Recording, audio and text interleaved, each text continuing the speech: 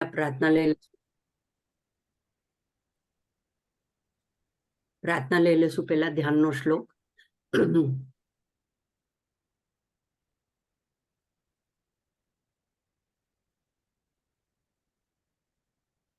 આ ન્યાસ છે. હા. અતિમધુર ચાપહસ્તામ અપરિમિતામ મોદબાણ સૌભાગ્યામ અરુણામ અતિશય કરુણામ અભિનવ કુલ સુંદરીમ વંદે. જય હાટકેશ બધાને. આપણે 12 શ્લોક સુધી કર્યા. આજે આપણે 13 થી આગળ જોશું. ઈહા વિરાહિતા ચેષ શક્તિરીષત સ્મિતાનના લકાર રૂપા લલિતા લક્ષ્મીવાણી નિષેવિતા લાકિની લલના રૂપા લસદ્દાડિમ પાટલા લલંતિકા લસત્ફાલા લલાટ નયનાર્ચિતા. તો પેલા 13મા શ્લોકથી શરૂ કરશું. એક એક માના નામ એક એક મંત્ર રૂપ છે અને મારી અલ્પમતીની કોઈ મતલબ એ કેપેસિટી નથી કે હું એના સરખી રીતે એના અર્થ સમજાવી શકું. જે કાંઈ થોડું ઘણું મને મેં પહેલા પણ આપને બધાને વાત કરી હતી. મેન બ્લન્ડર કરીને એક સાઇટ છે, એના ઉપર આના અર્થ આપેલા છે ઇંગ્લિશમાં. એમાંથી હું જોઉં છું તો તમારી સાથે શેર કરું છું. આના સિવાય પણ એના અનેક ગહન અર્થ નીકળી શકે છે. આપણે વધારે એના પર ચિંતન કરીએ તો આપણને એ માં પોતે જ આપણા અંદર, આપણા મનમાં, આપણા હૃદયમાં પ્રગટ કરી શકે છે. તો અહીંયા પહેલો મંત્ર આવે છે ઈહા વિરહિતા. અહીંયા વિરાહિતા છે, વિરહિતા આવે. વિરહિતા એટલે વગર, ઈહા એટલે ઈહા સ્પૃહા, ઈચ્છા, આકાંક્ષા. તો માને હવે આપણી જેવું ભૌતિક વસ્તુની કઈ વસ્તુની કોઈ શું આકાંક્ષા હોઈ શકે, એટલે એમને આ એક નામ એવું મંત્રરૂપ નામ મળે છે કે એ ઈહા વિરહિતા છે. શું બ્રહ્મની પાસે શું ઓછપ છે, કઈ વસ્તુની એને ઈચ્છા કરવી પડે એમ છે. તો આપણને આના ઉપરથી એક સંદેશો મળે છે કે આપણે જો ઈશ્વરના જ અંશ છીએ, આપણે માના જ અંશ છીએ, તો આપણે પણ ધીમે ધીમે આપણી ઈહાઓને, ઈચ્છાઓને ઓછી કરતા કરતા, એકદમ સડનલી તો નહીં થઈ શકે, તો ઓછી કરતા કરતા ઈહા વિરહિતા સુધી પહોંચવાનું છે. અને જે એનો શરણ લે છે, જે એનો આશ્રય લે છે, એને માં પોતાના ગુણ, પોતાના ઐશ્વર્ય પ્રદાન કરે છે. તો માની ખરી કૃપા એમાં જ સમજવી જોઈએ કે માના જ ગુણો આપણામાં પ્રગટ થાય. તો ઈહા વિરહિતા ચ ઈશ શક્તિ. તો ઈશ શક્તિ એટલે કે એ શિવની શક્તિ છે. શિવની સ્વાતંત્ર્ય શક્તિ એની પાસે છે. સૌંદર્ય લહરીનો પહેલો શ્લોક પણ આ જ વાતનું સમર્થન કરે છે કે શિવ જો શક્તિ વિરહિત હોય તો એક સ્પંદન કરવા માટે એ પણ એ સમર્થ નથી. તો ત્યાં પણ શંકરાચાર્યજી આજ કહે છે કે શિવની એ શક્તિ એ માં પોતે છે. શિવ પોતે નિર્ગુણ બ્રહ્મ છે અને માં એની ડાયનામિક એનર્જી, એની ગત્યાત્મક શક્તિ છે. તો ઈશ શક્તિ. પછી અહીંયા સંધિ થયેલી છે, ર જે બનેલો છે સંધિ થયેલો છે. એ ઈશત સ્મિતાનના. ઈશત એટલે થોડું, મંદ, અને ઈશતનું ઓપોઝિટ આવશે અલમ. અલમ એટલે પૂર્ણ અથવા તો પર્યાપ્ત. અલમ વૃત્તિ કહેવાય છે કે હવે બસ ઇનફ થઈ ગયું આટલું. એનાથી ઓપોઝ થાય ઈશત. તો અહીંયા ઈશત એટલે મંદ હાસ્ય એમના ચહેરા ઉપર છે. કાલે આપણે ભૈરવાષ્ટકમાં જોયું હતું એમનું અટ્ટહાસ્ય. અટ્ટહાસ્યની ધ્વનિથી બ્રહ્મા પણ પોતાની બધી ગતિઓથી રોકાઈ જાય છે. તો માં જે છે સૌમ્ય છે, કરુણામય છે, પ્રેમપૂર્ણ છે, આનંદ રૂપિણી છે. એટલે અને એની એ શિવની સાથે સંલગ્ન છે અને એની પાસે ઘણી બધી શક્તિઓ, દેવીઓ એની સેવામાં હાજર છે, વીંટળાયેલી છે, ભક્તોથી વીંટળાયેલી છે. એટલે આ બધું જોઈને માં એકદમ રાજી છે અને એ રાજી થઈને પોતાના ભક્તોને, બાળકોને પોતાની આસપાસ જોઈને એના હૃદયમાં જેટલો પ્રેમ ભરાયેલો છે એ પ્રેમ એની આંખોમાં છલકાઈ જાય છે અને એ જ એના ચહેરા ઉપર હાસ્ય રૂપે પ્રગટે છે. તો માં છે એક ઈશદ, મંદ મંદ એવી મુસ્કાન, મંદ મંદ એવી સ્મિત, આનંદ એટલે ચહેરો. એવા મંદ મંદ સ્મિતપૂર્ણ ચહેરાવાળી માં છે. તો આપણને આ બધા નામ ઉપરથી કંઈક ને કંઈક પ્રેરણા મળે છે કે જીવનમાં ગમે તેવી પરિસ્થિતિ આવે પણ આપણા ચહેરાનું હાસ્ય વિલાઈ ન જવું જોઈએ. કારણ કે જો બધું જ એની નજરમાં છે, બધું જ એની જાણમાં છે, અને એના કહેવાથી અથવા તો એના આદેશથી બધું બને. કોઈકનું માઇક ચાલુ છે, મ્યુટ કરી દેજો. અને જો બધું જ એને જાણ છે તો પછી આપણે ચિંતા કરવાની જરૂર નથી, અને આપણે એને ખાસ કરીને કંઈ કહેવાની કે સજેશન કરવાની પણ જરૂર નથી. તો એવું આપણા ચહેરા પરનું હાસ્ય ન વિલાય એટલે આ નામ આપણને સંદર્ભિત કરે છે કે ઈશત સ્મિતાનના. અને અટહાસ્ય ક્યારે આવે છે? લોકો કોઈની મજાક કરતા હોય અથવા તો પોતાનું અભિમાન દર્શાવતા હોય. જેમ કે રાવણનું હાસ્ય એ અટહાસ્યપૂર્ણ કહેવાય, રાક્ષસોનું અટહાસ્યપૂર્ણ કહેવાય. અને કાલભૈરવનું એટલા માટે છે કે સામે જે નેગેટિવ દુષ્પ્રવૃત્તિ વાળા લોકો છે, જે દૈત્યો છે, જે અપરાધી લોકો છે, એને ભય ઉપજાવવા માટે એમનું અટહાસ્ય છે. બાકી માના ચહેરા ઉપર હંમેશા મંદ સ્મિત. મરાલી એ લલિતા સહસ્ત્રનામમાં પણ એમનું આવું મંદ સ્મિતનું વર્ણન આવે છે. પછી અહીંયા બધા હવે ઈ પરના નામો પૂર્ણ થઈ જાય છે. અને હવે પંચદશીનો ચોથો અક્ષર લ એના નામ શરૂ થાય છે, લકાર રૂપા. તો લ છે એ સૌંદર્ય લહરીમાં લ ને પૃથ્વી રૂપે વર્ણન કર્યો છે. કારણ કે માનો જે પંચદશીનો મંત્ર છે એ સીધે સીધો સ્પષ્ટ રૂપે ક્યાંય કોઈ વર્ણન નથી કરી શકતા. એની એક મર્યાદા હોય છે, એ ગુરુ શિષ્ય પરંપરાથી આવે છે. એ એટલો બધો રહસ્ય ગર્ભ ભરેલો છે, એ સર્વ પૂર્તિ કર છે, તુષ્ટિત કર છે, એટલા માટે એને એમને પ્રગટ નથી કરાતો. એટલે ત્યાં સૌંદર્ય લહરીના 32મા શ્લોકમાં શંકરાચાર્ય એને આ લ અક્ષરને દર્શાવવા માટે એને પૃથ્વી રૂપે દર્શાવ્યો છે. તો અને આપણે જ્યારે માનસિક પૂજા કરીએ છીએ પંચતત્વથી, તો પણ આપણે સૌથી પહેલા ટટલી આંગળીથી અંગૂઠાને ફેરવીને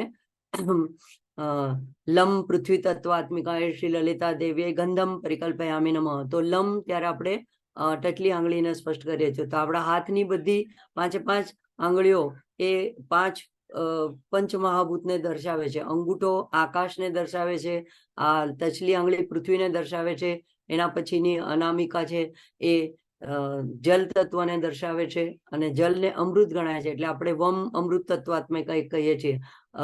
મધ્યમાં સૌથી મોટી આંગળી અગ્નિ તત્વને દર્શાવે છે, અને યમ પહેલી તર્જની જે છે એ વાયુને દર્શાવે છે. તો લમ, એના પછી વમ, રમ, યમ અને હમ. તો આ બધા જે બીજાક્ષરો છે એમાં લમ જે છે, લ છે, એ પૃથ્વી તત્વને દર્શાવે છે.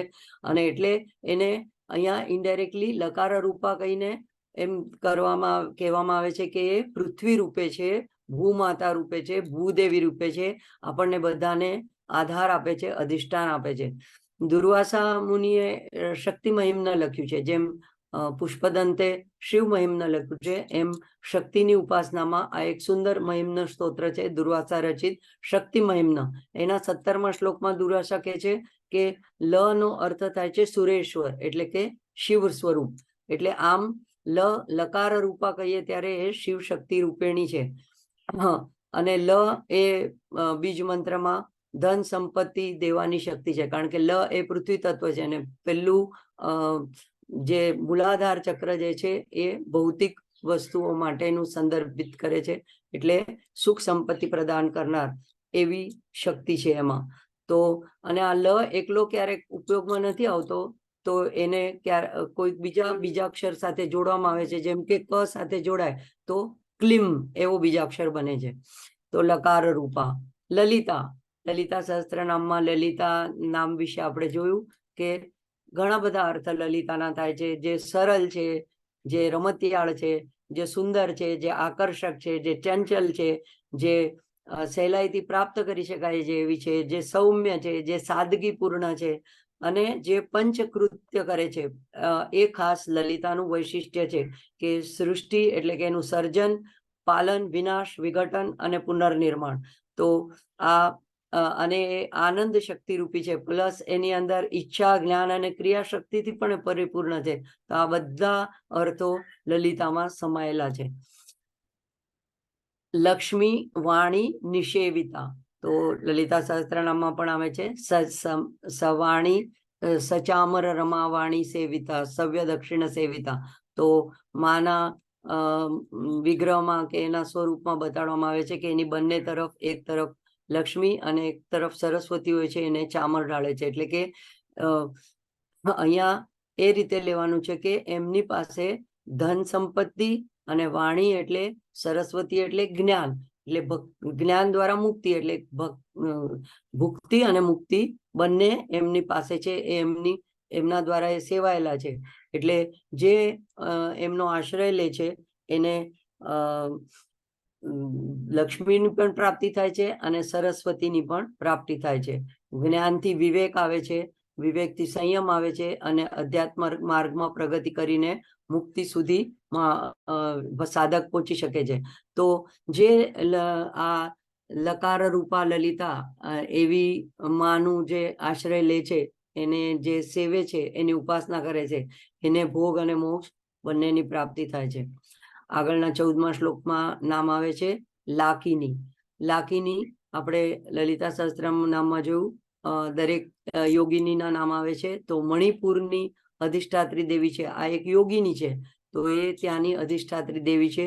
આપણા 72,000 નાડીઓ છે અને એના ઉર્જા કેન્દ્રમાંથી 6 ષટચક્રમાંથી આખા શરીરમાં એ બધી નાડીઓ ફેલાયેલી છે અને એ બધા ઉપર એક એક દેવી અધિષ્ઠાત્રી છે. તો એક ચક્રની પણ એક યોગીની પણ છે. તો આ મણિપુર ચક્રની જે છે એને કહેવાય છે લાકિની. અને લાકિની જે છે એ ભયને દૂર કરીને સાધકને કુંડલિની યોગમાં આગળ વધારે છે, એને આશીર્વાદ આપવામાં એ સક્ષમ છે. અને મણિપુર એટલે ત્યાં અગ્નિ તત્વનું પ્રતિનિધિત્વ કરે છે. એટલે આ લાકિની દેવી લલિતા સહસ્ત્ર નામમાં આવે છે લાકિન્યંબા સ્વરૂપિણી, એટલે માનું જ એક સ્વરૂપ છે. આ બધી યોગીની પણ માની જ એક શક્તિઓ છે, એટલે માની જ સ્વરૂપિણી છે. તો માને લાકિન્યંબા સ્વરૂપિણી કહેવાય છે. પછી આવે છે લલના રૂપા. લલના રૂપા એટલે જેને બધી મહિલાઓમાં, બધી સ્ત્રીઓમાં દેવી રૂપે જોઈ શકાય છે. અને એટલા માટે થઈને દેવી સૂક્તમાં પણ કહેવાય છે યા દેવી સર્વભૂતેષુ માતૃરૂપેણ સંસ્થિતા. તો દેવી સપ્તશતીના 11મા અધ્યાયમાં 6ઠા શ્લોકમાં દેવો જે પ્રાર્થના કરે છે એમાં પણ કહે છે કે સ્ત્રીયઃ સમસ્તાઃ સકલા જગત્સુ, હે દેવી જગતમાં જેટલી સ્ત્રીઓ છે તે બધી તમારી જ મૂર્તિઓ છે. તો આપણે ત્યાં પણ એક પ્રથા છે કે દીકરી જન્મે તો લક્ષ્મીજી પધાર્યા એમ કહેવાય છે. અને સૌભાગ્યવતી સ્ત્રીઓનું પૂજન પણ કરવામાં આવે છે. જેમ કે મહારાષ્ટ્રમાં અહીંયા હમણાં હવે જાન્યુઆરીમાં મકર સંક્રાંતિ આવશે ત્યારે હલ્દી કુંકુ કરવામાં આવે છે, શ્રાવણ મહિનામાં કરવામાં આવે છે. અને આપણામાં પણ રાંદલમાં સૌભાગ્યવતી સ્ત્રીઓના ચરણ ધોઈને એનું પૂજન કરવામાં આવે છે માતૃ રૂપે. તો લલિતા સહસ્ત્રનામમાં પણ આવે છે સુવાસિની અર્ચન પ્રીતા, સુવાસિની. તો એ રીતે અહીંયા લલના રૂપા એટલે આ બતાડે છે કે આપણું શાસ્ત્ર, આપણા સંસ્કૃતિ એ હંમેશા સ્ત્રીઓનું એક માતૃ રૂપે, એક દેવી રૂપે સન્માન કરનારી એવી આપણી આ સંસ્કૃતિ છે. પણ પાછળથી એમાં વિકૃતિ આવતા લોકો એને હેઠ ગણે છે, ઓછપ નીચી ગણે છે. પણ ખરેખર એવું વેદોના કાળમાં હતું નહીં, કારણ કે ત્યારે પણ ગાર્ગી જેવી વિદુષીઓ શાસ્ત્રાર્થ કરી શકતી હતી અને બ્રહ્મ જ્ઞાનને પણ પ્રાપ્ત થતી હતી. તો લલના રૂપા એ આપણને આપણી અંદરની સ્ત્રી શક્તિનું ભાન કરાવે છે કે આપણે પણ માતૃરૂપી છીએ. અને ગીતામાં 6 વિભૂતિઓ દર્શાવી છે. વિભૂતિમાં તો દરેકમાં તો પહાડોમાં હિમાલય, નદીમાં ગંગા, એમ એક વિભૂતિ બતાવી છે. પણ સ્ત્રીઓમાં 6 વિભૂતિ એક સાથે ભગવાને દર્શાવી છે. હું સ્ત્રીઓમાં 6 વિભૂતિ રૂપે વસું છું. એ મારી આટલી બધી વિભૂતિ એનામાં છે. તો લલના રૂપા. લસત દાડીમાં પાટલા.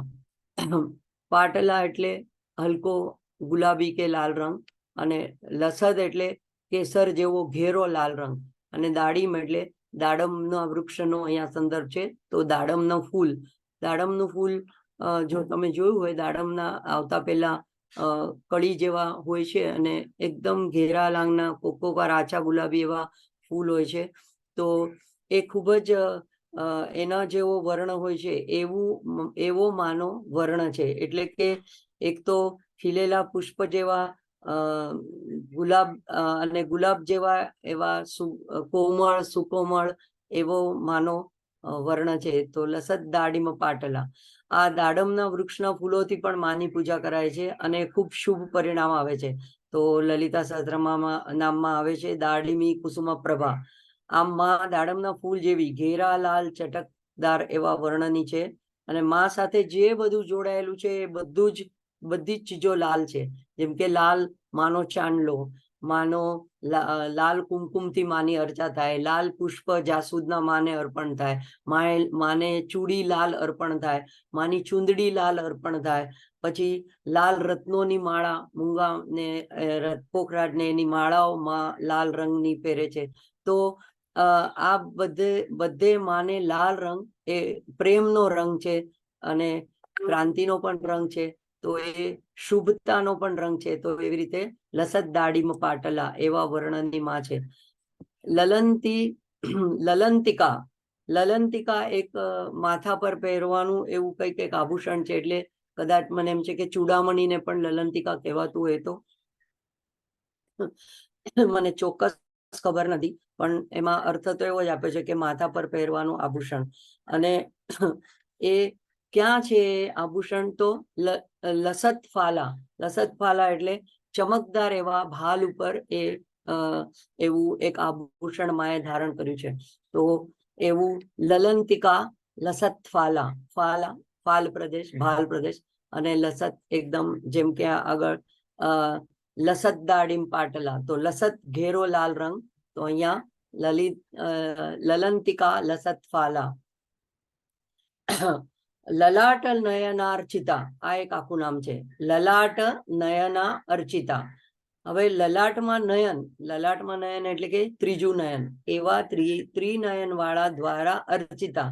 એટલે એક અર્થ થાય છે કે રુદ્ર દ્વારા અર્ચિતા. અને શિવજી પણ માની અર્ચના કરતા હોય છે. તો એ એના દ્વારા અર્ચિતા કે જેના લલાટમાં એક નયન છે. બીજો અર્થ થાય છે કે યોગીઓ, જે લોકો સાધના કરે છે, કુંડલિની યોગ કરે છે, જેનું દિવ્ય નેત્ર, જે લોકોની અંતરદ્રષ્ટિ સક્રિય થાય છે, તો એવા યોગીઓ દ્વારા કુંડલિની યોગ દ્વારા અંતર્મુખ સમારાધ્યા બહિર્મુખ સુદુર્લભા, એમ અંતર સાધના કરે છે, અંતરયોગ કરે છે. તો ત્યારે એના દ્વારા એ માનું અહીંયા લલાટમાં પૂજન કરે છે.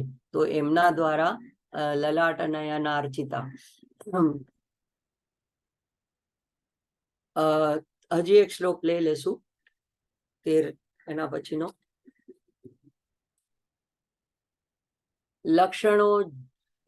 લક્ષણોજ્જવલ દિવ્યાંગી લક્ષકોટ્યંડનાયિકા લક્ષાર્થા લક્ષણાગમ્યા લબ્ધ કામાલતા તનુ. લક્ષણોજ્જવલ દિવ્યાંગી, લક્ષણ એમને એમના જો વર્ણન કરવું હોય તો એ ઉજ્જવલ દિવ્યાંગી, એકદમ સૌંદર્ય સુંદરતાનો ખજાનો જ છે, એનાથી ખચોખચ ભરેલા છે, એવી એમની કાંતિ છે, ઉજ્જવલ અને દિવ્ય. તો ખરેખર તો એમના પૂર્ણ સ્વરૂપને કોઈ વર્ણન કરી જ નથી શકતા. લલિતા સૌંદર્ય લહરીના 12મા શ્લોકમાં પણ એમનો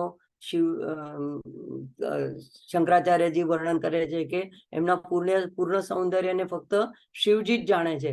અને જ્યારે એમની ત્રિલોકમાં એમના અતિ લાવણ્યમય એવા સુંદર સૌંદર્યની, એમની અપ્રતિમ સૌંદર્યની ચર્ચા ચાલે છે, ત્યારે સ્વર્ગની અપ્સરાઓને થોડી કુતૂહલ પણ થાય છે, થોડું ઈર્ષ્યા પણ થાય છે, કારણ કે અપ્સરાઓ પોતાને સૌથી સૌંદર્યવાન ગણે છે. તો એમને થાય છે કે આ સૌંદર્ય, આપણે માનું સૌંદર્ય કેવું છે, આપણે જોવું જોઈએ, એમને માને નિહાળવા જોઈએ, માના દર્શન કરવા જોઈએ. પણ એ એમના માટે સુલભ નથી, કોઈને જ માટે સૌથી પણ સુલભ નથી.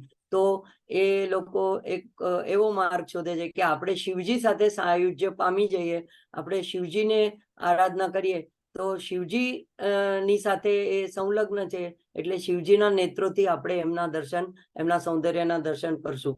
એવા મતલબનો સૌંદર્ય લહરીનો 12મો શ્લોક છે. ત્યાં પણ આ જ દર્શાવવામાં આવ્યું છે કે માના સંપૂર્ણ સૌંદર્યનું વર્ણન બ્રહ્મા આદિ મોટા મોટા કવિઓ પણ કરવામાં અસમર્થ છે, એની તુલના શોધી નથી શકતા. તો એવી માં લક્ષણોજ્જવલ દિવ્યાંગી છે. અને કારણ કે એમને બીજું અર્થ એમ પણ લઈ શકાય કે જેવી રીતે લલિતા સહસ્ત્રનામમાં એમના શરૂઆતમાં જ એમના વિગ્રહનું વર્ણન છે, ત્યારે એમના કાનોમાં સૂર્યચંદ્ર એવા, એમણે લસત કુંડલ, તો તપનોડ ઉપમંડલા એમ કરીને સૂર્યચંદ્રના એમણે કુંડલો ધારણ કર્યા છે. સર્વાધિક બધા 5 પ્રકારના જે સુગંધિત પુષ્પો છે એ પુષ્પો એમણે ધારણ કર્યા છે. અને સ્વાતંત્ર્ય શક્તિ શિવની એમણે ધારણ કરી છે. તો પોતે આટલી આનંદ રૂપિણી છે, એટલે એવી એક દિવ્ય તેજ પ્રભા એમની જે કસ્તુરી તિલક છે એની પણ પ્રભા. તો એટલે એમનું એવું સુંદર વર્ણન છે કે કોઈ પૂર્ણ રીતે એમનું વર્ણન કરી શકે એમ નથી. તો લક્ષણોજ્જવલ દિવ્યાંગી. લક્ષ્ય કોટી અંડ નાયિકા. અંડ બ્રહ્માંડને કહેવાય છે, એની નાયિકા અધિષ્ઠાત્રી. લક્ષ્ય કોટી, લક્ષ્ય શબ્દ અથવા તો કોટી શબ્દ અનંત માટે વપરાય છે, એટલે અનંત અનંત લાખો કરોડો કહેવાય એવી રીતે. એટલે કે અનંત એવા કોટી બ્રહ્માંડની એ અધિષ્ઠાત્રી છે. આપણે એક ફક્ત આકાશગંગાને જે આપણને દેખાય છે મિલ્કી વે, એને આપણે જાણીએ છીએ, અને એમાં પણ અનેક સૂર્યો છે. એમાં આપણી સૂર્યમાળા એક સૂર્યમાળા છે, એમાં એ સૂર્યમાળામાં એની આજુબાજુ આટલા બધા ગ્રહો છે, એમાંનો એક પૃથ્વી, અને એની પૃથ્વીની અંદર આટલા બધા ખંડો, એની અંદર આપણો દેશ, એની અંદર આપણું રાજ્ય, અને એ રાજ્યની અંદર આપણું શહેર, આપણું જે કાંઈ કહેવાય કોલોની, અને એનું આપણું ઘર, અને એની અંદર આપણે રહેનારા એક. એવા આપણા એકનો આટલા બ્રહ્માંડની સામે કંઈ ગણતરી જ નથી. એટલે આપણે એટલો તુચ્છ, આપણે એટલા નગણ્ય છીએ કે પોતાની જાતનું કે પોતાના કર્તૃત્વનું અભિમાન આ રીતે કરી જ ન શકીએ.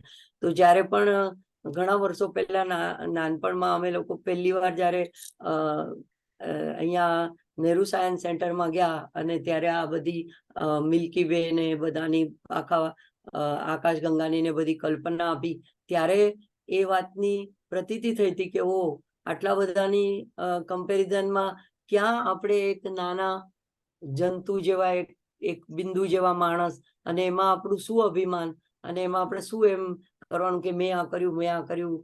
એટલે આ જ્યારે નામ આપણે જોઈએ કે માં લક્ષ કોટ્યાંડ નાયિકા છે, તો ત્યારે આપણને એકવાર ગૌરવ થાય કે આપણે એવી નાયિકાના, એના આપણે બાળક છીએ, આપણે એના પુત્ર છીએ, અને પ્રેમથી પૂજા કરીને આપણે એને પામી શકીએ છીએ.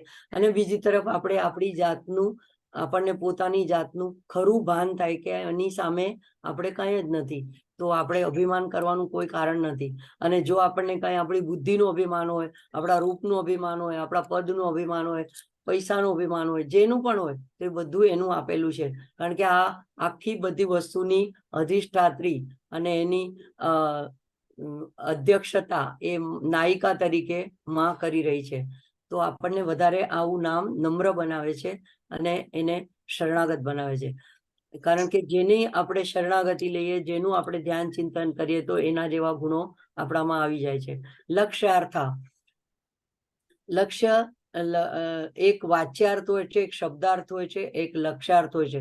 તો શબ્દ એક બોલીએ એટલે એનો આપણને એક અર્થ સમજાય. દાખલા તરીકે હું એમ પેન એમ બોલું તો એક પેન આપણા મનમાં એનો અર્થ સામે પ્રગટ થાય છે.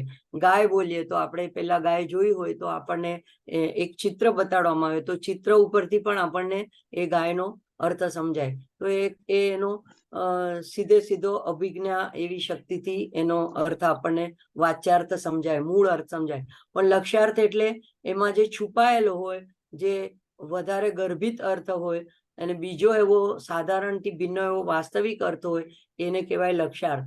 તો માને કોઈ દિવસ આમ આ છે ઈદમ એમ કરીને દર્શાવી શકાતી નથી, લક્ષ્યાર્થ દ્વારા જ દર્શાવી શકાય છે.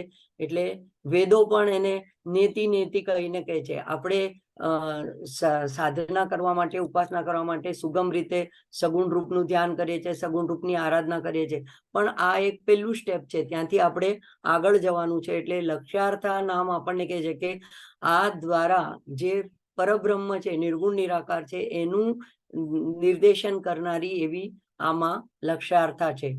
લક્ષણા ગમ્યા, અને લક્ષણા એ પણ આનાથી જ આ જ નામનું આગળ વિસ્તારિત નામ છે કે 3 જે પ્રકારની વૃત્તિઓ આપણી અંદર હોય છે, વસ્તુને સમજવાની, અર્થ અને શબ્દને સમજવાની, લક્ષણા, અભિજ્ઞા અને વ્યંજના. તો એ અભિજ્ઞા કીધું એમ કે સીધે સીધો અર્થ હોય, અને શબ્દની આ બધી શક્તિઓ છે. તો લક્ષણા શબ્દ થી આપણને થોડો વાસ્તવિક કરતા જુદો અર્થ સમજાય છે, અને વ્યંજના હોય ત્યારે એ કોઈ ટીકા રૂપે કે કોઈ કટાક્ષ રૂપે અર્થ એનો અભિપ્રેત થાય છે. તો અહીંયા ઉદાહરણમાં દાખલા તરીકે કોઈ એમ કે પેટમાં ઉંદરડા દોડે છે, તો શબ્દાર્થ શું થાય? કોઈ આનું ઇંગ્લિશ વાળા કે કોઈ ટ્રાન્સલેશન કરે તો જાણે કે rates R running in my stomach. તો ખરેખર તો રેટ્સ આર રનિંગ એવું નથી થતું, ખરેખર તો ઉંદરડા દોડતા નથી. એનો અર્થ શું થાય છે? સૂચિતાર્થ કે મને પેટમાં ભૂખ લાગી છે, અથવા પેટમાં આગ લાગી છે, એમ કે ત્યારે પણ ભૂખ લાગી છે એનો અર્થ થાય છે. તો એવી રીતે માના લક્ષણા ગમ્યા એટલે કે સીધી રીતે પામી શકાય એમ નહીં, લક્ષણા દ્વારા એમને પામી શકાય. તો એના માટેની રીત એવી છે કે પૂજા પાઠ આપણે કરીએ, સ્તોત્ર પઠન કરીએ, તો એ બધું શરૂઆતનું જે છે રૂઢિ જે કરીએ એ ઠીક છે, પણ મુખ્ય એમાં પ્રેમ હોવો જોઈએ. માના પ્રત્યેનો ખૂબ પ્રેમ હોય તો એ જે પણ કરતા હોઈએ એ સાર્થક થાય છે. અને બીજું કે આવા સતત અભ્યાસ અને સાધનાથી આપણે જ્યારે એ સાધના આપણી પૂરી આગળ વધે, અને જ્યારે તીવ્ર થાય અને પૂરી થઈ ક્યારે ગણાય? કે આપણને મામાં નિશ્ચળ પ્રેમ, નિસ્વાર્થ પ્રેમ પ્રગટે, અને એ પ્રેમ ને લીધે એના યાદ વગર આપણને રહેવું અસહ્ય થઈ જાય, એના વગર આપણને ચેન ન પડે. તો એવો જ્યારે આપણો પૂર્ણ પ્રેમ એ બદલાઈ જાય, પૂજા આપણી પૂર્ણ પ્રેમમાં જ બદલાઈ જાય, તો એ પ્રેમ દ્વારા એ પ્રાપ્ત થાય છે. એટલે લક્ષણા દ્વારા જ એ પ્રાપ્ત થાય છે. લક્ષણા ગમ્યા. લબ્ધ કામા એ કામા એટલે ઈચ્છા, અભિલાષા. તો એ પૂર્ણ અભિલાષી છે, એમને બધું જ પ્રાપ્ત કરી લીધું છે. એ કારણ કે બ્રહ્મ સ્વરૂપ છે, અને બ્રહ્મ આપતકામ છે, એને કોઈ ઈચ્છા નથી. તો વ્યક્તિમાં આપણે એના જ અંશે, તો આપણામાં કેમ ઈચ્છાઓ વારે વારે બધી પ્રગટ થાય છે? તો માયાના આવરણને લીધે આપણે પોતાની જાતને અલગ સમજીએ છીએ ઈશ્વર કરતા, અને એટલે આપણે આપણી સ્વતંત્ર ઈચ્છા રાખીએ છીએ. એટલે જે સંતો હોય છે એ લોકોને માની ઈચ્છામાં જ પોતાની ઈચ્છાને મેળવી દે છે. એટલે એ લોકોની પોતાની કોઈ ઈચ્છા રહેતી નથી, એટલે એ લોકો આપતકામ થઈ જાય છે. તો એવી જ રીતે અહીંયા માયાની અવનિકા માં જયારે દૂર કરી દે છે, ત્યારે બ્રહ્મપદને આપણે પામીએ તો આપણે પણ સાધક પણ લબ્ધ કામા બની જાય છે. લતા તનુહુ, લતા એટલે વેલ, અને તનુહુ એટલે પાતળી નાજુક એવી વેલ જેવી, એટલે કે માં એવી સુંદર કોમળ છે. અહીંયા આ કુંડલીની સ્વરૂપ ને દર્શાવે છે કે એવી વિષતંતુ તની હસી, તો એવી. અને બીજું અર્થ એમ પણ થાય છે કે એવી લતા હંમેશા કોઈના આધારે ઉપર ચડેલી હોય છે. તો અહીંયા શિવશક્તિ સ્વરૂપનું સામંજસ્ય પણ ઘણા લોકોને નિર્દેશ કરે છે એવું લાગે છે. તો કે છે કે શિવજી સાથે એ વીંટળાયેલી છે, એટલે કે એને આલિંગિત થયેલી છે. એટલે માના સુગંધિત માળાઓ, સુગંધિત અત્તર બધું માએ ધારણ કર્યું છે, એનાથી શિવજી પણ સુગંધિત થઈ જાય છે. તો આ જ પ્રકારનો શિવાનંદ લહરીમાં એક શ્લોક 50 નંબરનો આવે છે, એમાં એમ જ દર્શાવવામાં આવે છે કે શિવજી એ આ માં એની સાથે સંલગ્ન છે. એટલે શિવજી પણ આ મલ્લિકાના ફૂલ શિવજીને પણ પસંદ છે, એટલે એમને મલ્લિકાર્જુન પણ કહેવાય છે. અને એ શિવ શક્તિનું સાયુજ્ય છે, અને એટલા માટે થઈને શિવજી પણ માના સુગંધે સુગંધિત થઈ ગયા છે. તો એને આ લતા તનુમાંથી આવા બધા સંદર્ભો પણ નીકળે છે. એકવાર આપણે 3 શ્લોક પાછા બોલી જશું, અને પછી આનું પઠન લઈ લેશું.